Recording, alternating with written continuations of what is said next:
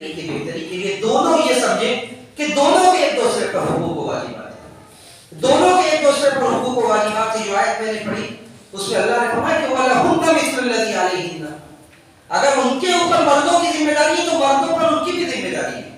وَلِلرِّجَالِ عَلَيْهِنَّ دَرَجَةٌ، یہ الگ بات ہے کہ مردوں کا درجہ بڑے بلند ہے، مردوں کو ان کے بعض جو وہ خرچے کرتے ہیں اس کی وجہ سے اللہ نے ان کو فضیلت دی۔ تو دونوں کے ایک دوسرے پر حقوق و واجبات ہیں۔ کیا حقوق و واجبات ہیں؟ کیا حقوق و واجبات ہیں ایک دوسرے کے اوپر؟ وہ سب لمبی باتیں، کچھ باتیں میں عرض کروں گا کہ ان کے اوپر ذمہ داری کیا ہے۔ دیکھیے سب سے بڑی ذمہ داری جس کو لے کر نہ اتفاقی شروع ہوتی ہے کہ بیوی کے اوپر شوہر کی شادی کے بعد سب سے بڑی ذمہ داری ہے کہ وہ شوہر کی خدمت کرے عرف اور دستور کے مطابق، عرف اور دستور کے مطابق جو خدمت کرنے کا جو انداز ہے وہ اس طرح خدمت کرے اپنے شوہر کی۔ اس لیے کہ آپ جتنی بھی عبادت گزار بن جائیں، آپ جتنا بھی نیکیاں کر لیں، اگر آپ کا شوہر آپ سے ناراض ہے آپ کی ساری نیکیاں بیکار ہیں۔ نبی علیہ السلام کے پاس ایک عورت آتی ہے، آ کر اپنے سوال پوچھتی ہے، کہتے ہیں کہ جب سوال پوچھ لیتی تو اللہ کے رسول صلی اللہ علیہ وسلم پوچھتے ہیں کہ تمہارا شوہر زندہ ہے؟ وہ عورت کہتی ہے ہاں زندہ ہے۔ تو اللہ کے رسول کہتے ہیں کیا کرتی ہو اس کے لیے، اپنے شوہر کے لیے کیا کرتی ہو؟ کہا کہ سب کچھ کرتی ہوں جو کر سکتی ہوں، کوئی ایسا کام ہو جو میں نہ کر سکوں تب مسئلہ ہے کہ ورنہ سب کرتی ہوں جو وہ کہتا ہے۔ اللہ کے رسول صلی اللہ علیہ وسلم نے کہا کہ فانظری فأین انت منہ، فانظری این انت منہ فإنما هو جنتک ونارک، دیکھتی رہو برابر کہ تم اس سے کہاں تک نبھا رہی ہو، کہاں تک اس کی خدمت کر رہی ہو، اس لیے کہ یہی تمہاری جنت ہے اور یہی شوہر تمہارے لیے جانتا ہے۔ اس لیے کہ شوہر کو ناراض کر کے عبادت نہیں کی جائے۔ علیکم ورحمۃ اللہ وبرکاتہ۔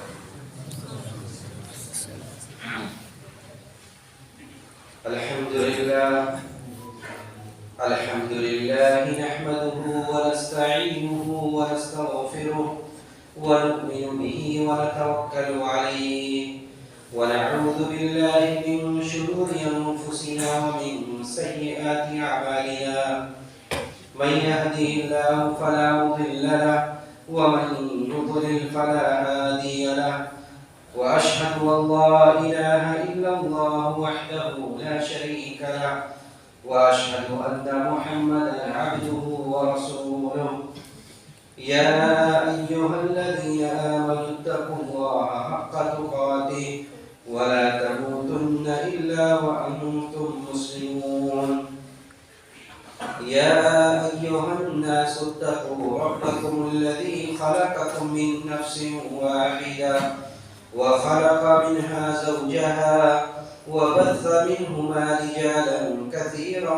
ونساء، واتقوا الله الذي تساءلون به والأرحام إن الله كان عليكم رقيبا، يا أيها الذين آمنوا اتقوا الله وقولوا قولا سديدا يصلح لكم أعمالكم ويغفر لكم ذنوبكم، ومن يطع الله ورسوله فقد فاز فوزا عظيما، أما بعد فإن خير الحديث كتاب الله، وخير الهدي هدي محمد صلى الله عليه وسلم، وشر الأمور محدثاتها وكل محدثة بدعة وكل بدعة ضلالة وكل ضلالة في النار، فأعوذ بالله السميع العليم من الشيطان الرجيم، ولهن مثل الذي عليهن بالمعروف وللرجال عليهن درجة والله عزيز حكيم۔ محترم علماء اکرام، محترم بزرگوں، نوجوان دوستوں، پردہ نشین ماں اور بہنوں، باجوڑیہ کے اندر مرغیا ٹولہ کی اس مسجد میں اتحاد ابناء سلفیہ کے زیر اہتمام آج کی اس نشست کا انعقاد کیا گیا ہے۔ یہ ضرور ہے کہ آج کا یہ اجلاس اتحاد ابناء سلفیہ کے بیعت طے ہو رہا ہے، لیکن لائق مبارکباد ہیں اس محلے اور اس علاقے کے بعض فاضل نوجوان جو اس جلسہ کے لیے محرک ثابت ہوئے، جنہوں نے سارا انتظام و انصراف کیا۔ ہم انہیں مبارکباد دیتے ہیں اور اللہ سبحانہ و تعالیٰ سے یہی دعا کرتے ہیں کہ رب العالمین ان کی طرح دینی جذبہ سب کے اندر پیدا کریں۔ انہی احباب کی جانب سے جس موضوع پر گفتگو کرنے کا حکم دیا گیا، چونکہ غالباً اس موضوع کو اختیار کرنے کی وجہ یہی ہے کہ شادی بیاہ کا یہ موسم چل رہا ہے۔ سردی جیسے ہی شروع ہوتی ہے تو عام طور سے ہمارے شہر میں اور دوسرے شہروں میں جہاں موسم بدلتا رہتا ہے وہاں لوگ سردی کے اس موسم کو شادی بیاہ کے لیے زیادہ مناسب سمجھتے ہیں۔ اسی لیے آپ کی جانب سے یہ کہا گیا کہ آپ اس دیوالی زندگی کے متعلق گفتگو کیجیے۔ دیکھیے، اللہ سبحانہ و تعالیٰ نے انسانوں کو دو نسلوں میں تقسیم کیا ہے، دو جنسوں میں تقسیم کیا ہے، مرد اور عورت، اور دونوں کو ایک دوسرے کے لیے پرکشش اور جاذب نظر بنا دیا ہے۔ دونوں ایک دوسرے کی طرف اٹریکٹ ہوتے ہیں، دونوں ایک دوسرے کو چاہتے ہیں۔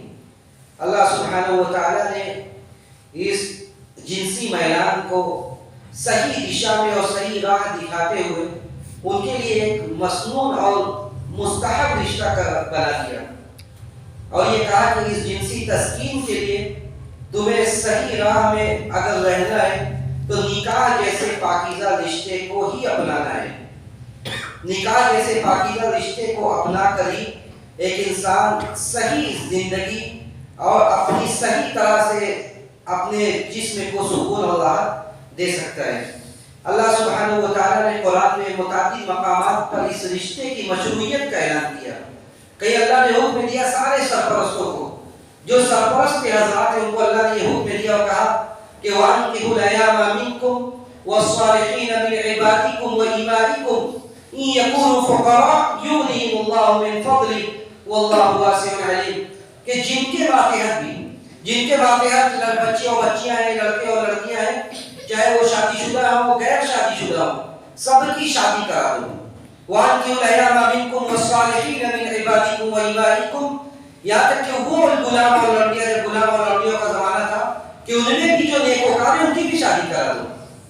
اور اس کے بعد اس خوف کا تذکرہ اللہ نے کیا کہ اگر اس بات کا خوف ہے إِن يَكُونُوا فُقَرَاءَ يُغْنِهِمُ اللَّهُ مِنْ فَضْلِهِ، اگر اس بات کا خوف ہے کہ فقر و محتاجگی ہے، فقیر ہیں، تو فقر و محتاجگی سے ڈرنے کی ضرورت نہیں ہے، بلکہ اللہ سبحانہ و تعالیٰ اگر نیت صادق ہے، اگر عفت و پاکدامنی کی تلاش میں ایک بندہ اور بندی شادی کرنا چاہتے ہیں تو اللہ سبحانہ و تعالیٰ انہیں اپنے فضل سے بے نیاز کر دے گا انشاءاللہ۔ اللہ نے کہا کہ یکون فقراء یغنیہم اللہ من فضلہ، اگر وہ بے فقر محتاجی سے ڈر رہے تو اللہ سبحانہ و تعالیٰ انہیں بے نیاز کر دے گا۔ بلکہ نبی علیہ السلام نے یہ بھی کہا کہ ثلاثۃ عون علی اللہ، تین آدمیوں کی مدد کرنا حق علی اللہ، تین آدمیوں کی مدد کرنا اللہ پر واجب ہے۔ اس میں ایک آدمی وہ بھی نوجوان جو آدمی نکاح اس لیے کرتا ہے، الناکح الذی یرید العفاف، وہ نکاح کرنے والا جو نکاح کے ذریعے پاکدامنی کو چاہتا ہے۔ اگر پاکدامنی کے ارادے سے بندہ شادی کر رہا ہے تو انشاءاللہ اللہ سبحانہ و تعالیٰ کی ذات سے یہ امید ہے کہ اللہ سبحانہ و تعالیٰ اسے بے نیاز کر دے گا۔ تو یہ نکاح مشروع اور یہ نکاح کرنا یہ انبیاء کی سنت ہے، ایسا نہیں ہے۔ ایسا نہیں ہے کہ جو آدمی نکاح نہیں کر رہا ہے وہ تقویٰ کے اعلیٰ معیار پر فائز ہے، بلکہ اللہ نے فرمایا کہ وَلَقَدْ أَرْسَلْنَا رُسُلًا مِّن قَبْلِكَ وَجَعَلْنَا لَهُمْ أَزْوَاجًا وَذُرِّيَّةً، ہم نے پہلے بھی نبیوں کو اور رسولوں کو بھیجا اور ان کو ہم نے بیوی بچوں والا بنایا، ان کو ہم نے بیوی بچوں والا بنایا۔ یہ بیوی بچے کا ہونا یہ تقویٰ کے مخالف چیزیں نہیں ہے، بلکہ یہ عین تقویٰ ہے۔ نبی علیہ السلام نے صحابہ سے کہا کہ جب صحابہ کی ایک جماعت آئی آ کر نبی علیہ السلام سے آپ کی عبادت کے بارے میں پوچھا، اور جب عبادت پوچھ کر گئے تو کہا کہ کانوا تقالوہا، گویا کہ اللہ کے رسول کی عبادت کو لوگوں نے بڑا کم سمجھا۔ کہاں رسول اللہ اور کہاں ہم، کہاں اللہ کے رسول اور کہاں ہم، اللہ کے رسول صلی اللہ علیہ وسلم اس کے بعد جب آپ کو خبر لگتی آپ نے صحابہ سے کہا کہ اما انی اخشاکم للہ واتقاکم لہ، غور سے سنو، میں تمہیں سب سے زیادہ اللہ کا تقوی اختیار کرنے والا ہوں، سب سے زیادہ ڈرنے والا ہوں، لیکن اس کے بعد بھی اتزوج النساء، میں عورتوں سے شادی بھی کرتا ہوں، وصلی وارقد، رات میں نمازیں بھی پڑھتا ہوں، سوتا بھی ہوں، اصوم وافطر، روزہ بھی رکھتا ہوں، روزہ چھوڑتا بھی ہوں۔ ایسا نہیں کہ آدمی ہمیشہ روزہ رہے، ہمیشہ بیوی بچوں کو چھوڑ کر نماز بھی پڑھتا رہے، ایسا نہیں ہے۔ تو یہ ساری چیزیں یہ دین کے احکام ہیں، اور نبی علیہ السلام نے زندگی میں پہلے سب توازن کے لیے جہاں عبادت کے بارے میں بتایا، وہاں ایسی زندگی بھی جہاں آدمی آ کر سکون و راحت محسوس کر سکے۔ تو دیکھیے جب شادی کے بندھن میں آدمی بندھتا ہے تو ایک کامیاب ازدواجی والی زندگی کیسے ہو، زندگی کیسے کامیاب ہو؟ جب دو اجنبی ملتے ہیں، جب دو ایسے لوگ ملتے ہیں جن کا بسا اوقات بلکہ اکثر اوقات جن کا کوئی نسبی رشتہ نہیں ہوتا، شادی سے پہلے جو جانتے نہیں ایک دوسرے کو، اس کے بعد کیسی ان کی رشتہ زندگی اور یہ رشتہ مضبوط ہو۔ دیکھیے اس سے پہلے کچھ چیزیں ہیں، شادی سے پہلے کی کچھ باتیں نبی علیہ السلام نے کہا جب بھی شادی کرنا ہو، شادی جب کرنا ہو لڑکیوں سے بھی اجازت لی جائے، لڑکیوں سے بھی اجازت لی جائے، چاہے وہ باکرہ ہو، کنواری ہو یا سیبہ ہو، شادی شدہ ہو، اس سے بھی اجازت لی جائے۔ صحابہ نے کہا کہ کنواری سے کیسے اجازت لیا جائے گا، یہ تو بڑی شرمیلی ہوتی ہے، شرماتی ہیں۔ اللہ کے رسول صلی اللہ علیہ وسلم نے کہا کہ یہ ذنوبا سمات ہوا، وہ خاموش رہ جائے، یہی ان کی رضامندی ہے۔ اگر وہ خاموش رہ جائے یہی ان کی رضامندی ہے، اجازت لیا جائے، اگر منگنی ہو جائے، اس کا پختہ ارادہ ہو، دیکھنے کا حکم دیا نبی علیہ السلام نے، تو ماحول کے حساب سے ان سب چیزوں کو بھی اپنانا چاہیے تاکہ مستقبل میں پیش آنے والے بہت سارے مسائل سے آدمی بچ سکتا ہے۔ مستقبل میں پیش آنے والے شادی کے بعد جو مسائل کھڑے ہوتے ہیں، اگر شادی سے پہلے ہی جو شرعی احکام ہے اس کو نبھایا جائے، اس کو برتا جائے، ان مسائل کو دیکھا جائے، اس پر غور کیا جائے، تو بہت سارے بعد میں آنے والے مسائل مشکلات سے آدمی بچ سکتا ہے۔ تو نبی علیہ السلام نے اس سے پہلے یہ حکم دیا، اور اس سے پہلے آپ نے مردوں سے کہا کہ تم کا المرأۃ لأربع لمالها ولجمالها ولحسبها ولدينها فاظفر بذات الدين، کہ زندگی میں لوگ معیار تو بہت ساری چیزوں کو بناتے ہیں، معیار شادی کا بہت سارا ہے، بہت سارے معیار ہیں، کوئی صرف خوبصورتی دیکھتا ہے، کوئی مال و دولت دیکھتا ہے، کوئی حسب و نسب دیکھتا ہے، کوئی دینداری دیکھتا ہے۔ نبی علیہ السلام نے کہا فاظفر بذات الدین تربت یداک، کہ دیندار سے شادی کر کے کامیاب ہو جاؤ۔ کتنے ایسے گھر کو آپ سب نے جلتے ہوئے دیکھا ہوگا جہاں معیار، جہاں رشتے کے معیار دینداری کو نہیں قرار دیا گیا، جہاں رشتہ کیا گیا خوبصورتی کو دیکھا گیا، حسب و نسب کو دیکھا گیا، مالداری کو دیکھا گیا، لیکن دینداری کو نہیں دیکھا گیا۔ اس کے بعد کیا ہوتا ہے؟ اس کے بعد جب شادی ہوتی ہے چند دنوں بعد ساری پول پٹی کھلنے لگتی ہے، اور ہوتا کیا ہے؟ ہوتا آخری میں یہ ہوتا ہے کہ لاکھوں خرچ جس شادی کے پیچھے ہوا، اس شادی کا نتیجہ صفر۔ جس شادی کے پیچھے آپ نے لاکھوں خرچے کیا، اس کا نتیجہ صفر، کیونکہ آپ نے جو دیکھنا تھا، جو حکم تھا، جو فرمانے نبی تھی کہ آپ دیندار کو دیکھ کر شادی کیجئے، وہ آپ نے نہیں دیکھا۔ شریعت اس حدیث کو سمجھ کر، اس حدیث کو سن کر یہ نہیں سمجھنا چاہیے کہ شریعت نے صرف یہی کہا ہے کہ دینداری دیکھو۔ دینداری ترجیح ہونی چاہیے، ایک خوبصورت ہے اور دیندار ہے، فبیہا ونعمت، اچھی بات ہے، ایک دیندار ہے اور حسب و نسب والی ہے، اور فبیہا ونعمت، تو یہ نہیں ہے، لیکن اصل جو آپ کی ترجیحات ہونی چاہیے وہ یہ کہ دیندار ہو۔ تو نبی علیہ السلام نے ان سارے چیزوں کو شادی سے پہلے دیکھنے کا حکم دیا۔ اس کے بعد شادی ہو جاتی ہے، اس کے بعد کن چیزوں کو ملحوظ رکھ کر اپنی زندگی کو، آدمی ازدواجی زندگی کو بہتر بنا سکتا ہے۔ دیکھیے پہلی بات یہ ہے کہ مرد اور عورت دونوں یہ سوچیں کہ یہ ایک کانٹریکٹ ہے، یہ عہد و پیمان ہے، اور یہ بڑا سخت عہد و پیمان ہے جو آپ سے عورت نے لیا یا عورت کو آپ نے دیا ہے، یہ بڑا سخت عہد و پیمان ہے، اور یہ عہد و پیمان آپ کو نبھانا ہے۔ آپ نے جب اس کو عقد میں لیا آپ نے، تو گویا کہ اللہ سے آپ نے یہ عہد کیا کہ آپ دستور کے مطابق، شریعت کے مطابق جو اس کا جو حق ہے آپ اسے پورا کریں گے۔ اللہ نے فرمایا کہ وَكَيْفَ تَأْخُذُونَهُ وَقَدْ أَفْضَىٰ بَعْضُكُمْ إِلَىٰ بَعْضٍ وَأَخَذْنَا مِنكُم مِّيثَاقًا غَلِيظًا، یہ آیت حق کے مہر کے بارے میں آئی کہ کیسے آپ اس سے مال کو واپس لے سکتے ہیں. وَكَيْفَ تَأْخُذُونَهُ وَقَدْ أَفْضَىٰ بَعْضُكُمْ إِلَىٰ بَعْضٍ، بعض بات سے لطف اندوز ہو چکے ہیں، بعض بات سے فائدہ اٹھا چکے ہیں، اس کے بعد آپ کیسے اس سے مال کو واپس لے سکتے ہیں. وَقَدْ أَخَذْنَا مِنكُم مِيثَاقًا غَلِيظًا، اور ان عورتوں نے تم سے بڑا سخت عہد و پیمان لے رکھا ہے. تو آپ دونوں یہ سمجھیں کہ یہ کوئی کھیل نہیں ہے، یہ کوئی تماشا نہیں ہے کہ آج شادی کیا، اس کے پیچھے لاکھوں لٹایا اور اس کے بعد 2 دنوں بعد سے ہی نا اتفاقی شروع ہو گئی اور ایسی باتیں شروع ہو رہی ہے کہ شوہر نہ تو یہ سمجھ رہا ہے کہ میری بیوی ہے، نہ بیوی یہ سمجھ رہی کہ میرا شوہر. سب سے بڑے اجتماع میں جو نبی کے زمانے میں سب سے بڑا اجتماع ہوا تھا، اس اجتماع میں بھی نبی علیہ السلام نے صحابہ سے کہا کہ اتقوا اللہ فی النساء، کہ لوگوں عورتوں کے سلسلے میں اللہ سے ڈرو، عورتوں کے سلسلے میں اللہ سے ڈرو. فَإِنَّكُمْ أَخَذْتُمُوهُنَّ بِأَمَانِ اللَّهِ وَاسْتَحْلَلْتُمْ فُرُوجَهُنَّ بِكَلِمَةِ اللَّهِ. لوگوں اللہ سے ڈرو، ان اجنبیوں کو تم کہاں سے لے آئے ہو؟ یعنی ایک اجنبیہ، ایک غیر گھر کی لڑکی کو تم لے آئے ہو، تم اس سے فائدہ اٹھا رہے ہو، کیسے لے آئے ہو؟ یہ اللہ کے کلمے پر تمہارے لیے حلال ہوئی، اللہ کی ذمہ داری پر تمہارے ہاتھ میں آئی. استحللتم فروجهن بکلمۃ اللہ، اللہ کے کلمے پر تم نے انہیں حلال کیا. تو ایک بھی حرکت ان کے ساتھ کرنے سے پہلے یہ سوچو اور یہ پاس و لحاظ رکھو کہ یہ آئی ہے تمہارے پاس، یہ اللہ کے حکم کو نبھا رہی ہے. اس کے بعد نے اپنی بیٹی کو دیا اور اس کا حکم ہے کہ بیٹیاں گھر میں نہیں رکھی جاتی.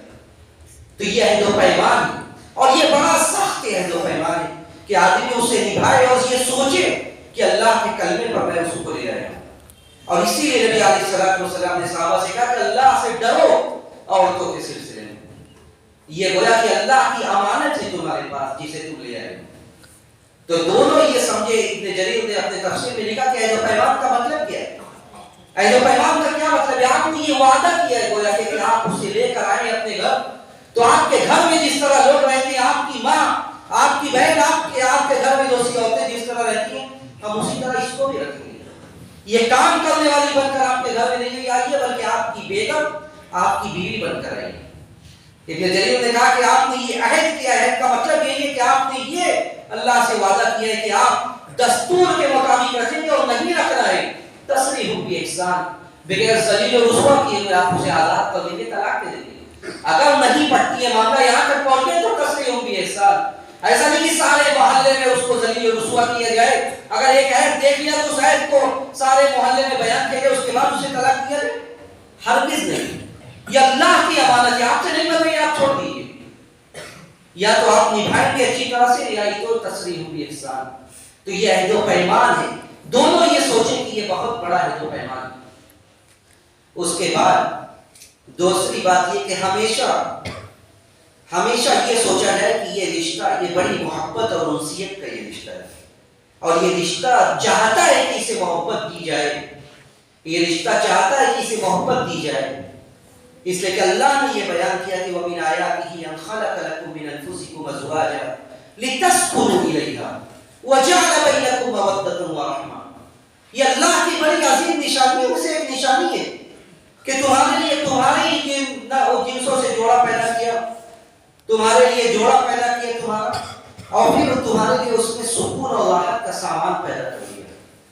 تو جب سکون اور راحت بنائیے تو آپ ماحول ایسا پیدا کیجیے گھر کا کہ سکون اور راحت رہے. اور دو محبت، یہ بھی سن رکھیں کہ دو محبت کرنے والے اگر محبت ہے تو ان کے لیے نکاح سے بہتر کچھ نہیں.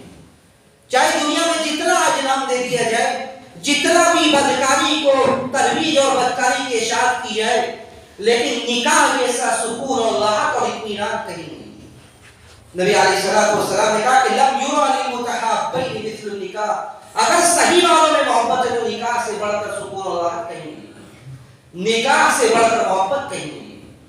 تو دونوں یہ سمجھے خاوند اور بیوی کی یہ جو رشتہ ہے یہ محبت کا رشتہ ہے. نبی علیہ السلام کی زندگی دیکھیے، یہ نہیں کہا جا سکتا کہ آج زندگی میں مشغولیت بہت ہے، کاروباری ٹینشن بہت ہے، اس لیے ہم گھر میں وقت نہیں دے پاتے، دن بھر ہم گھر میں بزی رہتے ہیں، دن بھر ہم باہر بزی رہتے ہیں، اور جب آتے ہیں تو ہم اپنے موبائل کے ساتھ بزی رہتے ہیں. آج یہی ہوتا ہے. ابھی پرسوں میں اخبار کی ایک رپورٹ پڑھ رہا تھا جس میں یہ سروے تھا کہ آج تقریباً 90% لوگ اس بات کی عورتوں نے شکایت کی ہے کہ ان کے شوہر جب گھر میں آتے ہیں تو وہ باہر کاروباری ٹینشن میں رہتے ہیں اور جب گھر آتے ہیں تو وہ موبائل کے ساتھ بزی رہتے ہیں. سبحان اللہ. یعنی آپ کی یہ ذمہ داری، آپ جس طرح گھر سے باہر رہتے ہیں، جب گھر میں آئے تو کچھ وقت ایسا ہونا چاہیے کہ سب کچھ چھوڑ کر آپ اپنے بیوی کے ساتھ رہیں، اور جب بچے ہو گئے بچوں کے ساتھ وقت گزاریے. یہ نہیں ہے کہ باہر آپ کی ذمہ داری، گھر آپ کی ذمہ داری نہیں، آپ کے آرام کا وقت آپ موبائل لے کر اسی میں لگے ہیں. نبی علیہ السلام سے بڑھ کر مشغول کون تھا؟ اللہ کے رسول صلی اللہ علیہ وسلم کے کندھوں پر پوری امت کا بوجھ تھا. رسالت کی ذمہ داری پورے مدینہ کو لے کر پورے عالم اسلام کی ذمہ داری آپ کے اوپر تھی. اس کے بعد آپ کی ازدواجی زندگی کیسی گزرتی تھی؟ اما عائشہ رضی اللہ تعالیٰ عنہ کہتی ہیں کہ میں جب عبادت کرنے لائق حالت میں نہیں ہوتی تھی، میں بسا اوقات پانی پیتی تھی، پی کر وہ گلاس دیتی تھی آپ کو. جہاں سے میں نے پانی پیا اسی جگہ سے آپ پانی پی لیتے تھے. میں گوشت نوچتی تھی، وہی گوشت کی بوٹی میں نبی کو دے دیتی تھی، اسی جگہ سے آپ بھی نوچتے تھے. یہ سب کیا ہے؟ عورتوں کی فطرت اللہ نے ایسی بنائی ہے کہ انہیں محبت کا اظہار بڑا پسند رہتا ہے. عورتوں کی فطرت اللہ نے یہ بنائی کہ وہ چاہتی ہے کہ ان سے محبت کا اظہار کیا جائے. اور نبی علیہ السلام سے بڑھ کر اسوہ اور نمونہ کسی کے زندگی میں نہیں ہو سکتا. اما عائشہ کہتی ہیں کہ نبی علیہ السلام کے ساتھ ایک عام انسان کی طرح ہم نے دوڑ بھی لگائی. پھر اس کے بعد دوبارہ ایک مرتبہ ہم جیت گئے. اس کے بعد جب ہم بھاری ہو گئی تو اس کے بعد کہتی ہیں کہ اللہ کے رسول جیت گئے. یہ ساری باتیں کیا ہے؟ یہ ساری باتیں اس بات کی دلیل ہے کہ یہ رشتہ محبت چاہتا ہے. یہ رشتہ محبت والا رشتہ ہے. اللہ نے اس میں سکون اور راحت بنایا. تو محبت دیجیے، وقت دیجیے، موقع دیجیے پارٹنر کو، تب زندگی صحیح دشا میں اور صحیح طرح سے گزرے گی. اس کے بعد تیسری بات یہ کہ دونوں یہ سوچیں، خاص طور سے عورتوں سے میں مخاطب ہوں، کہ یہ دکھ درد کا ساتھ ہے. ایسا نہیں ہے. بہت ساری شکایتیں آتی ہیں کہ جب مردوں کے پاس رکھا ہے، مالداری ہے، آشائش ہے، عورتیں ہاں میں ہاں ملاتی ہیں، خوب اچھے سے زندگی گزرتی ہے. جیسے ہی حالات کروٹ بدل لیتا ہے، حالات بدلتا ہے، پیسے کی تنگی، کاروبار میں کساد بازاری، بس سارا معاملہ دوسرا ہو جاتا ہے، بدل جاتا ہے. اس کے بعد ساری محبتیں ختم ہونے لگتی ہیں. جیسے ہی یہ رخا، یہ مالداری، یہ آشائش ختم ہونے لگتی ہے، سب کچھ بدلنے لگتا ہے. ایسا نہیں ہے، بلکہ یہ سکھ دکھ کا یہ ساتھ ہے، خوشی اور غم، ہر حال میں ایک بیوی اپنے شوہر کا ساتھ دیتی ہے. جب پریشانی ہے تو پریشانی میں وہ تانا نہیں دیتی، بلکہ جب پریشانی ہے تو وہ پریشانی میں ہمت دیتی ہے، حوصلہ دیتی ہے اپنے شوہر کو. نبی کی زندگی دیکھیے، امہات المومنین کی زندگی دیکھیے. حضرت خدیجہ رضی اللہ تعالیٰ عنہ جب نبی علیہ السلام کے اوپر وحی کا نزول ہوتا ہے، پہلی مرتبہ ایک نیا معاملہ ہوتا ہے، ایک نیا معاملہ ہوتا ہے. ایک فرشتہ آتا ہے اور کیفیت ایسی ہوتی ہے کہ آپ پریشان ہو جاتے ہیں. آپ آتے ہیں حضرت خدیجہ کے پاس، آ کر کہتے ہیں زملونی مجھے چادر اڑا دو، مجھے لپیٹ دو. گھبراہٹ کے مارے آپ کے اوپر ایسی کیفیت تاری ہوتی ہے، آپ کہتے ہیں زملونی. حضرت خدیجہ انہیں کا چادر دیتے ہیں. اس کے بعد جب تھوڑا سکون میں آپ آتے ہیں، آپ انہیں ان کی کوالٹی، ان کی خوبیاں گناتی ہیں. کہتی ہیں اے میرے شوہر، آپ کے اندر وہ خوبیاں ہیں کہ آپ کو اللہ رسوا نہیں کرے گا. کیونکہ اللہ کے نبی ان سے کہتے ہیں کہ خشیت علی نفسی، مجھے خوف ہو رہا ہے اپنی جان پر، میں ڈر رہا ہوں کہ پتہ نہیں کیا نیا معاملہ ہو گیا، مجھے ڈر ہے اپنی جان پر. حضرت خدیجہ کہتی ہیں کہ کلا واللہ لا یخزیک اللہ ابدا، کلا واللہ لا یخزیک اللہ ابدا، ہرگز بھی اللہ آپ کو رسوا نہیں کرے گا. آپ بڑی بہار آتی ہیں، انک لتصل الرحم، آپ رشتہ داری کو جوڑتے ہیں، تصدق الحدیث، آپ سچی بات کرتے ہیں، تحمل الکل، آپ دوسروں کا بوجھ اٹھاتے ہیں، وتعین علی نوائب الحق، جو زمانے کے بارے میں پریشان حال آپ ان کی مدد کرتے ہیں. یہ ساری خوبیاں ہیں آپ کے اندر، آپ کو اللہ کیسے رسوا کرے گا؟ یہ ایک مثالی بیوی ہے کہ وہ ایسے وقت میں جب شوہر پریشان ہے، کسی بھی طرح سے پریشان ہو، وہ کہہ رہی کلا واللہ لا یخزیک اللہ ابدا، اللہ آپ کے ساتھ برائی کا ارادہ نہیں رکھتا، اللہ آپ کو رسوا نہیں کرے گا. ذرا اور آگے بڑھیے. یہ صرف ایک بیوی نہیں، بلکہ نبی کی جتنی بیویاں تھیں سب کے اندر الگ الگ طرح کی خوبیاں تھیں. کیسے ایک شوہر کو صحیح اور درست رائے اور مشورہ دیا جائے، یہ بھی بڑی کمال کی بات ہے. اگر آدمی کی عورت ایسی مل جائے، بیوی ایسی مل جائے، بیگم ایسی مل جائے کہ جو صحیح مشورہ دے، درست رائے دے، تو اس کی زندگی نکل جائے. نبی علیہ الصلوۃ والسلام کی بیوی میں تھی ام المؤمنین حضرت ام سلمہ رضی اللہ تعالیٰ عنہا۔ جب مسلمان مدینہ چلے گئے تو مدینہ سے آنے کا پہلی مرتبہ اتفاق ہوا جس کو تاریخ میں سیرت میں صلح حدیبیہ کہا جاتا ہے۔ صلح حدیبیہ کے موقع پر ہوتا یہ کہ مسلمان آتے ہیں اور مسلمانوں کو مکہ میں داخل ہونے سے پہلے روک دیا جاتا ہے۔ اس کے بعد معاہدہ ہوتا ہے، ایگریمنٹ ہوتا ہے، اتفاق ہوتا ہے بعض شرائط پر کہ یہ ہوگا، اس کے بعد اگلے سال ہو جا کر عمرہ کرو گے تم لوگ۔ مسلمانوں کو یہ بات بڑی ناگوار لگتی ہے کہ ہم لوگ پورے تیاری کے ساتھ، اور یہ مکہ جو ہماری سرزمین ہے جہاں ہم نے اپنا بچپن گزارا ہے، آج اسی زمین پر ہمیں داخل ہونے سے روکا جا رہا ہے۔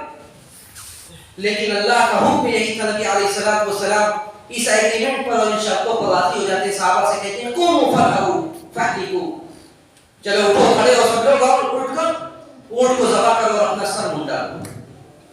صحابہ سے 3 مرتبہ کہتے ہیں کہ قوموا، کھڑے ہو، سر منڈاؤ اور ذبح کرو اونٹ کو اور اس کے بعد سر منڈوا دو، یعنی حلال ہو جاؤ، تم اپنا احرام اتار دو۔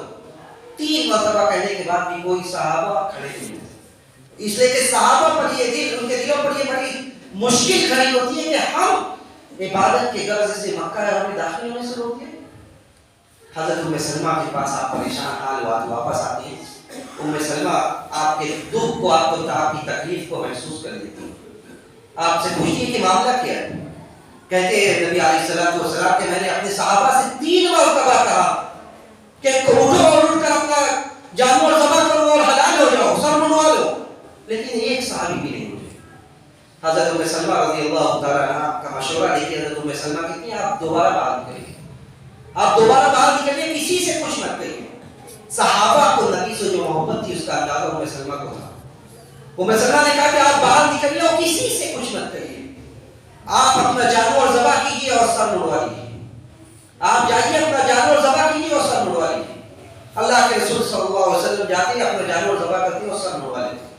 صحابہ کو یہ دیکھنا تھا کہ ہمارے نبی نے اپنا جانور ذبح کیا اور سر منڈوائے، سارے صحابہ کر لیتے۔ تو یہ ایک ایسی مثالی خاتون، ایسی مثالی بیوی تھی جو ایسے مشکل وقت میں شوہر کی تکلیف کو سمجھنے کی مشکل میں کیا رائے دینا چاہیے، کیسے مشکل دور ہو، اتنی دور اندیشی کیوں عورتوں کے اندر ہے۔ لیکن آج تانے والا ماحول ہے، آج اکثر و بیشتر تانا والا ماحول ہے۔ شوہر کسی مسئلے میں پریشان ہو جائے تو تکلیف کو دور کرنے کے بجائے، تسلی دینے کے بجائے اکثر عورتوں کی صفت یہ کہ تانا والا سسٹم، تانا دیا جاتا ہے، یہ غلط ہے۔ آپ ایسا ماحول پیدا کیجیے، اگر آپ کچھ کر سکتی تو تسلی دیجیے، کوئی اچھی رائے دیجیے۔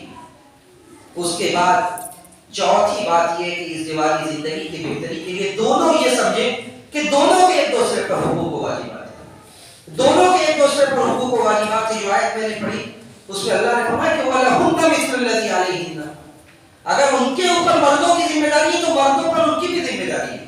وَلِلرِّجَالِ عَلَيْهِنَّ دَرَجَةٌ، یہ الگ بات ہے کہ مردوں کا درجہ بڑے بلند ہے، مردوں کو ان کے پاس جو وہ خرچ کرتے ہیں اس کی وجہ سے اللہ نے ان کو فضیلت دی۔ تو دونوں کے ایک دوسرے پر حقوق و واجبات ہیں۔ کیا حقوق و واجبات ہیں؟ کیا حقوق و واجبات ہیں ایک دوسرے کے اوپر؟ وہ سب لمبی باتیں، کچھ باتیں میں عرض کروں گا کہ ان کے اوپر ذمہ داری کیا ہے۔ دیکھیے سب سے بڑی ذمہ داری جس کو لے کر نہ اتفاقی شروع ہوتی ہے کہ بیوی کے اوپر شوہر کی شادی کے بعد سب سے بڑی ذمہ داری ہے کہ وہ شوہر کی خدمت کرے عرف اور دستور کے مطابق، عرف اور دستور کے مطابق جو خدمت کرنے کا جو انداز ہے وہ اس طرح خدمت کرے اپنے شوہر کی۔ اس لیے کہ آپ جتنی بھی عبادت گزار بن جائیں، آپ جتنا بھی نیکیاں کر لیں، اگر آپ کا شوہر آپ سے ناراض ہے آپ کی ساری نیکیاں بیکار ہیں۔ نبی علیہ الصلوۃ والسلام کے پاس ایک عورت آتی ہے، آ کر اپنے سوال پوچھتی ہے۔ کہتے ہیں کہ جب سوال پوچھ لیتی تو اللہ کے رسول صلی اللہ علیہ وسلم پوچھتے ہیں کہ تمہارا شوہر زندہ ہے؟ وہ عورت کہتی ہے ہاں زندہ ہے۔ تو اللہ کے رسول کہتے ہیں کیا کرتی ہو اس کے لیے، اپنے شوہر کے لیے کیا کرتی ہو؟ کہا کہ سب کچھ کرتی ہو جو کر سکتی ہوں، کوئی ایسا کام ہو جو میں نہ کر سکوں تب مسئلہ ہے، کہ ورنہ سب کرتی ہوں جو وہ کہتا ہے۔ اللہ کے رسول صلی اللہ علیہ وسلم نے کہا کہ فانظری فأین انت منہ، فانظری این انت منہ فإنما هو جنتک ونارک، دیکھتی رہو برابر کہ تم اس سے کہاں تک نبھا رہی ہو، کہاں تک اس کی خدمت کر رہی ہو، اس لیے کہ یہی تمہاری جنت ہے اور یہی شوہر تمہارے لیے جانتا ہے۔ اس لیے کہ شوہر کو ناراض کر کے عبادت نہیں کی جا سکتی، شوہر کو ناراض کر کے عبادت نہیں کی جا سکتی۔ آپ بڑی بڑی سیرت کی کتابوں میں دیکھیے بڑی بڑی عورتیں، بلکہ نبی علیہ الصلوۃ والسلام نے جن عورتوں کو کہا کہ وہ سیدۃ نساء اہل الجنہ، یا جن عورتوں کے بارے میں یہ کہا کہ کمل من الرجال کثیر، کہ یہ بڑی بڑی باکمال عورتیں امت کی ہیں، ان عورتوں کا کیا حال تھا؟ ان عورتوں کا کیا حال تھا؟ حضرت فاطمہ رضی اللہ تعالیٰ عنہ نبی کی صاحبزادی، یا معمولی سے پیسے والے آدمی کی لڑکی ہو تو وہ آپ سے باہر رہتی ہے، یہاں کس کی بچی ہے؟ نبی کی، جو آخری نبی ہے، جو سید الانبیاء والمرسلین ہے، اس لڑکی کی اور اس عورت کی حال کیا ہے؟ اپنے گھر کا کام کاج کرتے کرتے ہاتھ میں چھالے پڑے، ہاتھ میں چھالا پڑا ہوا ہے، پریشان ہے۔ خبر یہ ملتی ہے کہ نبی کے گھر میں کچھ غلام آئے ہوئے ہیں، قیدی بن کر اپنے باپ کے گھر آتی ہے کہ شاید کچھ مل جائے جو میرے اس تکلیف کو، میرے گھر کے اس کام کاج میں میرا ہاتھ بڑھ جائے۔ آتی ہے اپنے باپ کے گھر، اللہ کے رسول صلی اللہ علیہ وسلم موجود نہیں ہوتے، اما عائشہ کو سارا ماجرا بتاتی ہے میں کیوں آئی ہوں۔ اللہ کے رسول صلی اللہ علیہ وسلم جب آتے ہیں، اللہ کے رسول صلی اللہ علیہ وسلم کو عائشہ کہیں بتاتی ہے کہ آپ کی صاحبزادی فاطمہ آئی تھی، فاطمہ آئی تھی اور فاطمہ نے یہ کہا ہے۔ اللہ کے رسول صلی اللہ علیہ وسلم فوراً جاتے ہیں اپنے بیٹی کے گھر، اپنے بیٹی کے گھر جاتے ہیں، بیٹی اور داماد دونوں بیٹھے ہوتے ہیں بستر پر، آپ بھی جا کر وہیں بیٹھ جاتے ہیں، آپ بھی جا کر وہیں بیٹھ جاتے ہیں، اور آپ کہتے ہیں کہ میں نے تمہاری یہ اور یہ بات سنی، لیکن کیا میں تم لوگوں کو یہ وہ ذکر نہ بتا دوں؟ کیا میں تم لوگوں کو ایسی بات نہ بتلا دوں جو تمہارے لیے غلام و خادم سے بہتر ہو؟ اللہ کے رسول صلی اللہ علیہ وسلم نے غلام دینے کی وجہ انہیں ایک وظیفہ سکھلایا۔ وہ وظیفہ کیا سکھلایا؟ اللہ کے رسول صلی اللہ علیہ وسلم نے کہا کہ جب تم دونوں بستر پر جاؤ، جب بستر پر تم دونوں جاؤ تو تم لوگ سونے سے پہلے یہ پڑھو، یہ ذکر تمہارے لیے خادم سے بہتر ہے۔ وہ ذکر کیا ہے، وہ ذکر یہ کہ 33 مرتبہ سبحان اللہ، 33 مرتبہ الحمدللہ اور 34 مرتبہ اللہ اکبر، یہ ذکر پڑھ کر آپ سوئیے، یہ آپ کے لیے خیر لکم من خادمکم، یہ تمہارے لیے تمہارے خادم سے زیادہ بہتر ہے۔ یعنی ذکر کی اتنی طاقت ہے کہ اگر یہ آدمی اس پر مواظبت کرے، ہمیشہ کرے، تو یہ اس کے لیے خادم سے بہتر ہے۔ اور حضرت علی کی بات سنیے، حضرت علی کا اس ذکر کو تھامنے کا انداز کہ حضرت علی کہتے ہیں کہ میں نے ہمیشہ یہ ذکر پڑھا۔ لوگوں نے پوچھا کہ جنگ صفین جب ہوئی تھی اس رات بھی پڑھا؟ تو آپ نے صحابہ سے کہا کہ ہاں اس رات بھی پڑھا، جس رات ہم لوگ جنگ میں مشغول تھے اس رات بھی ہم نے پڑھا۔ تو اس طرح نبی علیہ الصلوۃ والسلام نے اپنی بیٹی کی دلجوئی کی اور اس مسئلے کو حل کیا۔ تو عورت اپنے شوہر کے لیے، اس کے لیے خدمت گزار ہے، جو بھی عرف اور دستور کے مطابق جو خدمت بنتی ہے وہ خدمت وہ کرے گی، جو خدمت بنتی ہے وہ خدمت وہ کرے گی، اس کی ذمہ داری ہے۔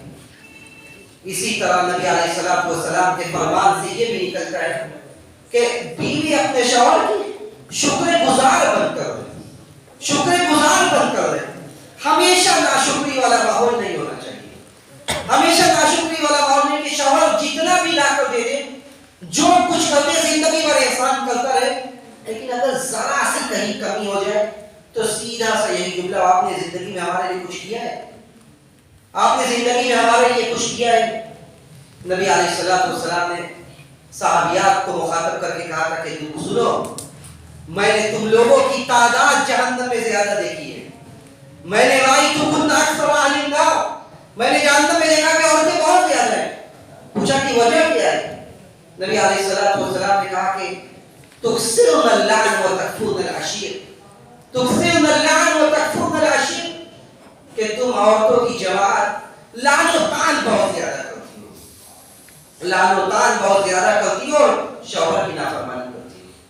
تو یہ لعن و طعن نہیں ہونا چاہیے، بلکہ شکر گزاری کا جذبہ ہونا چاہیے کہ شکر گزار بن کر رہے، وہ اپنے حیثیت کے مطابق کر رہے، ہو سکتا ہے کبھی کمی رہ جائے، کبھی کوتاہی رہ جائے، لیکن یہ کمی اور کوتاہی تمہیں ناشکری پر آمادہ نہ کرے، یہ کمی اور کوتاہی تمہیں اس بات پر مجبور نہ کرے کہ تم زبان سے اناپ شناپ پڑھتے رہو۔ تو یہ شکر گزاری ہو۔ اسی طرح بیوی کی ذمہ داری یہ بھی ہے کہ وہ شوہر کے اجازت کے بغیر، شوہر کے اجازت کے بغیر اس کا مال اور جائیداد میں سے کچھ خرچ نہ کرے۔ اگر پیسہ شوہر اس کے حوالے کر دیتا ہے تو طرح چاہت وہی ہو اس طرح خرچ کرے. نبی علیہ السلام کے زمانے میں صحابہ نے پوچھا, آپ نے کہا کہ کسی عورت کے لیے حلال نہیں ہے کہ وہ شوہر کی اجازت کے بغیر کچھ خرچ کرے. تو پوچھا گیا کہ کھانا, طعام یعنی کھانے, پوچھا گیا کہ کھانے پینے کی جو چیزیں وہ اپنے حساب سے خرچ کر سکتی ہے. نبی علیہ السلام نے کہا کہ زکات کا جو اموال ہے نا, یہ تو ہمارا سب سے افضل مال ہے, سارا پیسہ کا زیادہ تر اسی پر خرچہ ہوتا ہے. تو اس کا مطلب یہ نہیں کہ کھانے پینے کی چیزیں آپ اس کو ایسے ہی خرچ کریں اور اس کو اس کے صحیح مصرف میں استعمال نہ کریں, بلکہ اگر اس نے آپ کے حوالے کیا ہے تو آپ اس کا صحیح استعمال کریں. اسی طرح بیوی کی ذمہ داری یہ بھی ہے کہ وہ اگر شوہر یہ ناپسند کرتا ہے کسی آدمی کے بارے میں شوہر ناپسند کرتا ہے کہ وہ اس گھر میں لائے, تو قطعی طور سے وہ اپنے گھر میں, شوہر کے گھر میں اس کو داخل نہ کرے. یہ بات بھی نبی علیہ السلام نے سب سے بڑے اجتماع میں حجۃ الوداع کے موقع پر یہ بات آپ نے کہی تھی کہ کوئی عورت کسی کو اپنے شوہر کی اجازت کے بغیر کسی آدمی کو اپنے گھر میں داخل ہونے کی اجازت نہ دے. کوئی عورت کسی آدمی کو بھی کسی کو بھی اپنے گھر میں داخل ہونے کی اجازت نہ دے. انہی ساری چیزوں سے رشتے خراب ہوتے. نبی کے زمانہ میں تو اس طرح عورتوں نے نبھایا. حضرت اسماء رضی اللہ تعالیٰ عنہ, اسماء بنت ابو بکر رضی اللہ تعالیٰ عنہ بڑے پیسے والے آدمی تھے. ابو بکر کی بیٹی اسماء کہتی کہ میری شادی جب حضرت زبیر سے ہوئی, حضرت زبیر کے پاس کچھ نہیں تھا, جو ملا وہ بعد میں ملا. کہتی حضرت اسماء کی ایک گھوڑا تھا اور ایک اونٹ تھا, میں اسی کی خدمت کرتی تھی, اونٹ پر جاتی تھی, پانی لے آتی تھی, اس کے بعد گھر میں میں آٹا گوندتی تھی. یہ ابو بکر کی بیٹی ہے, کہتی گھر میں آٹا گوندتی تھی, بیچاری خود کو روٹی پکانا نہیں آتا. اسماء خود کہتی کہ مجھے روٹی پکانا نہیں آتا تھا. میں انصار کی عورتوں سے کہتی تھی, وہ عورتیں اسی حدیث میں انہوں نے انصار کی عورتوں کی تعریف کی اور کہا کہ نعم النساء نساء الانصار, بڑی بہترین عورتیں ہیں انصاری عورتیں. وہ میرے گھر آتی تھی, وہ میری روٹی بنا دیتی تھی, وہ میرے گھر آ کر میری روٹی بناتی تھی. تو نبی کے زمانے میں تو اس طرح رشتہ نبھایا گیا. تو بیوی بھی یہ سمجھے کہ وہ اپنے شوہر کے لیے, شوہر کا حق ہے اس کے اوپر, وہ اس کی خدمت کرے, وہ اس کے جو اس کے بچے ہوئے, جو اس کا گھر ہے اس کی نگراں ہے, وہ صحیح طرح سے وہ نگرانی کرے. اس لیے کہ قیامت کے دن اللہ سبحانہ و تعالیٰ پوچھے گا اس سے, کلکم مسئول وکلکم راع وکلکم مسئول عن رعیتہ والمرأة راعیۃ فی بیت زوجها ومسئولۃ عن رعیتہ. بیوی سے بھی پوچھا جائے گا اس کے شوہر کے گھر کے بارے میں, اس کی رعایا کے بارے میں کہ کیا کیا اس نے. تو وہ یہ سمجھے کہ یہ شکر گزاری ہے, یہ شکر گزار بن کر رہے, اور یہ خدمت گزار بن کر رہے, اور جو حقوق اس کے اوپر واجب ہو رہے اس کو نبھائے. دوسری طرف شوہر کی بھی بہت ساری ذمہ داری ہے. سب سے بڑی ذمہ داری یہ کہ وہ جو نکاح کے وقت جو مہر متعین کرے وہ مہر دے اس کو. ہوتا پہلے کے زمانوں میں بھی یہ سنا جاتا تھا, آپ کا اب یہ چیزیں کم ہوئی ہے لیکن ابھی بھی ہے, آپ مہر متعین کیجیے اور مہر دیجیے. ایسا نہیں کہ مہر متعین کیا, بھائی کتنا مہر, لمبا چوڑا مہر کا اعلان کر دیا نکاح کے ٹائم, اور پتہ چلا جیسے ہی نکاح ہوا ہاتھ جوڑ کر بیوی سے نکاح مہر کو معاف کرا دیا. آپ نے جتنا مہر متعین کیا وہ مہر دیجیے, اس لیے کہ یہ بہت زیادہ لائق ہے کہ آپ اس کو سب سے پہلے ادا کیجیے. اسی کے ذریعے آپ نے اس کی شرمگاہ کو حلال کیا. آپ اس جتنا مہر آپ نے متعین کیا وہ مہر ادا کیجیے, اور دستور اور حیثیت کے مطابق مہر متعین ہونا چاہیے. خیر الصداق یسر, سب سے بہتر یہ کہ آپ کم مہر متعین کریں, اپنی حیثیت کے مطابق متعین کریں. ایسا نہیں ہے کہ آپ کی حیثیت کچھ ہے, آپ نے کچھ متعین کیا تو مہر دے جو. اگر وہ خود کچھ مہر کی رقم چھوڑ دے آپ کو دے دی, فَكُلُوا مِنْهَا حَنِيًّا مَرِيًّا, تو کھاؤ مزے سے, اس میں کوئی مذائقہ اور کوئی حق نہیں ہے. لیکن جو آپ نے متعین کیا ہے یہ اس کا حق ہے, یہ اس کا حق ہے. اس کے بعد معاف کرانے والا سسٹم نہیں ہے. جو حق آپ نے اس کو دینا ہے. دوسری بات یہ کہ آپ اچھی بود و باش اچھی طرح اسے رکھیں, اپنی لائف اسٹائل اسے دیں, اپنی طرز زندگی اسے دیں. ایسا نہیں کہ آپ کا ٹھاٹ باٹ, آپ کے رہنے سہنے کا انداز, آپ کے ہونے سہنے کا طریقہ اتنا ہائی فائی اور اعلیٰ ہے، اور بیوی کو لے آئے تو اس کو تھرڈ کلاس اسٹائل میں رکھے ہوئے، ایسا نہیں، بلکہ وعاشرہن بالمعروف، اچھی طرح سے انہیں رکھیں۔ جو عورتیں آپ لے آئے اپنی آنکھ میں، انہیں اپنی زندگی دیجیے، اپنی طرح سے زندگی دیجیے، جس طرح آپ رہتے ہیں اس طرح انہیں رکھیے۔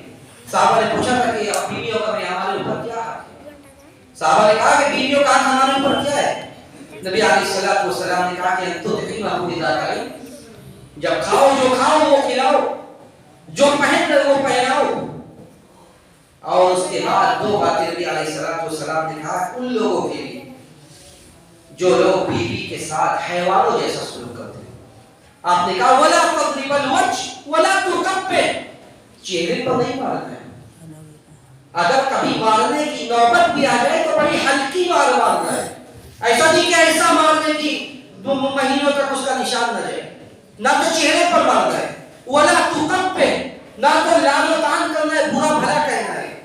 یہ سب ایک مسلمان کا شعار اور اس کی پہچان ہے کہ آپ باہر والوں کے لیے بڑے نرم دل بنے ہوئے، بڑے تقوی اور پرہیزگاری کے پیکر بنے ہوئے، اور گھر میں آپ کا ڈنڈا چلتا ہے۔ ولا تكبر، برا بھلا انہیں نہ کہو، ولا تهجر الا في البيت، اگر الگ تھلگ کرنا پڑ جائے کبھی، یہ اجازت ہے کہ وهجرهن في المضاجع، اگر وہ زیادہ نشوز دکھلا رہی ہے، زیادہ نافرمانی دکھلا رہی ہے کہ تو انہیں اپنے بستر سے الگ کر دو۔ لیکن یہ الگ تھلگ کہا، ایسا نہیں کہ آپ اسے لات مار کر گھر کے باہر کر دیں۔ ولا تهجر الا في البيت، گھر میں ہی آپ الگ کر سکتے ہیں، چھوڑ دیں، یہ نہیں کہ گھر سے باہر کر دیں۔ تو یہ شوہر کی ذمہ داری ہے کہ عاشرہن بالمعروف، اچھے طرح سے اسے رکھیں، جو پہن رہے وہ پہنائیں، جو کھا رہے وہ کھلائیں، اور مارے اگر مارنا ہے تو ہلکی مار، یہ آخری اسٹیپ، آخری مرحلہ ہے۔ اس لیے کہ یہ جو کچھ ہوتا ہے، یہ رشتہ، یہ محبت اور انسیت کا رشتہ ہے، یہ رشتہ، یہ محبت اور انسیت کا رشتہ ہے۔ عورتوں سے بھی یہ کہا گیا، نبی علیہ السلام نے فرمایا کہ کیا میں تم لوگوں کو جنتی عورتیں نہ بتلاؤں؟ صحابہ نے کہا بتلائیے۔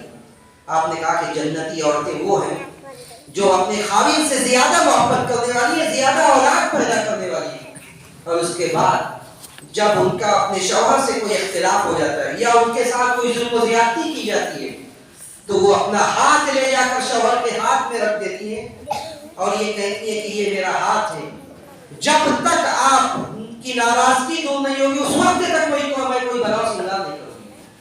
وہ اپنا ہاتھ شوہر کے ہاتھ میں دے دیتی ہے اور کہتی ہے اس وقت تک میں کسی بھی طرح کا بلا و سنگار نہیں کروں گی جب تک آپ کی ناراضگی نہیں دور ہوگی۔ اگر اس طرح کا ماحول ہو تو یہ سارا رشتہ یہ محبت کا رشتہ ہے۔ یہ جب اختلاف ہوتا ہے یہ بغض سے میں نہیں بدلنا چاہیے، جو اختلاف ہوا خاوند اور بیوی میں یہ بغض سے میں نہیں بدلنا چاہیے۔ نبی علیہ السلام نے بڑا عمدہ قاعدہ بیان کیا جس کے بعد میں اپنی بات ختم کرتا ہوں۔ صحیح مسلم کی روایت ہے آخری، نبی علیہ السلام نے کہا کہ لا یفرق مؤمن مؤمنا، کوئی مومن سے بغض نہ رکھے، یعنی بیوی شوہر سے بغض نہ رکھے، شوہر بیوی سے بغض نہ رکھے۔ ان کرہ منها خلقا رضی منها آخر، یہی تو زندگی ہے۔ اگر آپ بیوی کے اندر ایک عادت اس کی ناپسند کر رہے ہیں، دوسری بے شمار عادتوں کی اگر آپ اسے شمار کریں گے وہ آپ کے لیے پسندیدہ ہوگی۔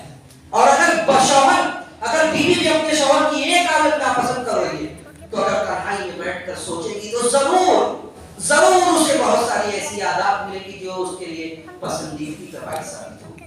تو یہ بغض اور عداوت کا رشتہ نہیں ہے کہ اختلاف ہو تو اس اختلاف کو بڑھا کر بغض سے پال لیا جائے، بلکہ نبی نے کہا کہ لا یفرق مؤمن مؤمنا، کوئی عورت کوئی مرد سے اور کوئی مرد کسی عورت سے بغض اور عداوت نہ رکھے۔ اگر ایک اخلاق ایک عادت ناپسند ہے تو بہت ساری عادات ایسی جو پسند ہو سکتی ہیں۔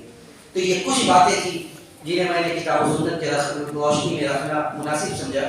ہم اللہ سبحانہ و تعالیٰ سے یہی دعا کرتے ہیں کہ رب العالمین تو جو لوگ متزوجین ہیں، جو شادی شدہ ہیں، تو ان کی ازدواجی زندگی میں برکت نصیب فرما، اور جو شادی کرنے کا ارادہ رکھتے ہیں ان کے لیے آسانی پیدا کر، ان کے لیے نیک رشتہ مہیا فرما دے، اس کی سبیل آسان فرما دے۔